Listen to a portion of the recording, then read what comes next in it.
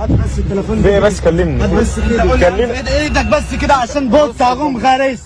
انزل عشان ما اعورش. انزل عشان ما اعورش. خلونا في الاول نكمل الفيديو للاخر، وفي كلمتين مهمين هقولهم بخصوص الموضوع ده. بس يا ريت قبل ما نبدا ما تنساش تعمل لايك للفيديو ده علشان يوصل لاكبر عدد ممكن كبلاغ عاجل للاجهزه الامنيه. هات بس التليفون في ايه بس كلمني. هات بس كده كلمني ايدك بس كده عشان بص هقوم غارس. انزل عشان ما اعورش. انزل عشان ما اعورش. عرفنا بس في ايه. عرفنا في ايه. شايف معانا. انزل اعورك واخد منك التليفون.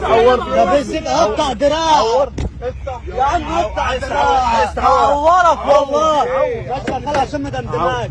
خلص ماشي يا خال ماشي يا خال ماشي اعورك ودمدمه. ماشي يا خال يا عم لو كان غلطان ما نضربوش هنا. اطلع يا خال. هو فين اخر اللي حصل؟ اطلع يا خال. اسال الناس. اطلع يا خال بقى. انت معاك المطوه وقدام الناس اهي. ماشي وحاج انا هاخده. الحكومه عندنا البشريه هتندمك. انت بتسبب الدنيا اهو.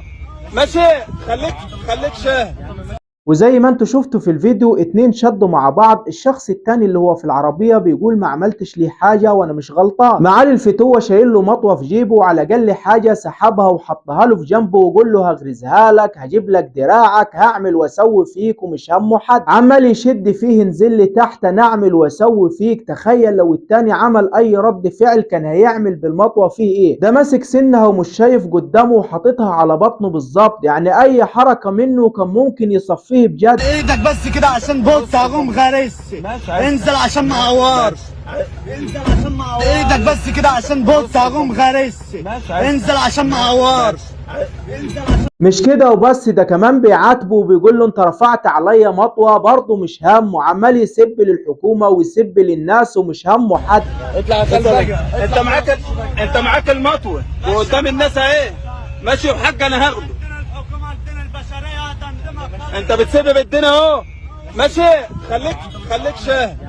اللي زي ده مكان ما تلاقوه صوروه. الناس دي لازم نخلص منها علشانك وعلشان اولادك يا محترم يعيشوا في امان. امور البلطجه دي وسحب السلاح على اقل حاجه وفرض القوه على خلق الله والافتراء، الناس دي لازم يتم القضاء عليها ومكانها السجن. صوروا الناس دي مكان ما تلاقوهم. وزاره الداخليه ما بتسميش على حد ولا بتتاخر، في اقل وقت هيجيبوه من قفاه هو والسلاح اللي معاه. وكل اللي بيشوفني دلوقتي يا ريت تعمل مشاركه للفيديو ده في كل مكان، وتوصل الفيديو ده للجهات المختصة علشان يتم القبض على الشخص ده ويكون عبرة لغيره. بس كده، ودي صفحتي الجديدة، لو حابب تتابعني عليها اعمل متابعة للصفحة علشان توصلك الفيديوهات أول بأول.